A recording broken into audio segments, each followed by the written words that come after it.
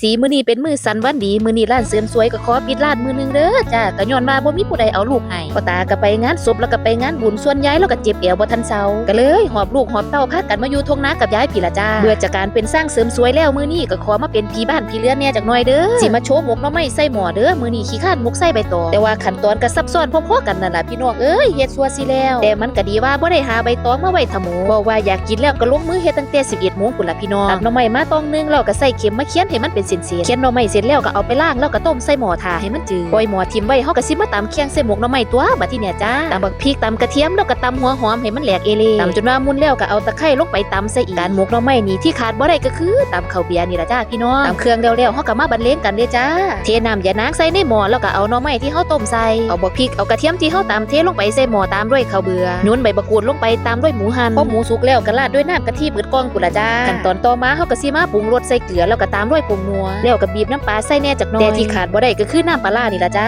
บางคนบ่มักก็บ่ต้องใส่ก็ได้แต่ว่าข่อยนี่ขาดบ่ได้อีหลีแล้วก็คนเครื่องปรุงให้มันเข้ากันพอซิมเบิ่งแล้วแซ่บแล้วก็โยนใบผักอีตูใส่กว่าสิเสร็จสิแล้วก็ใช้เวลาประมาณชั่วโมงนึงจังซั่นก็ขอตัวไปกินหมกหน่อไม้ใส่หม้อก่อนเด้อจ้า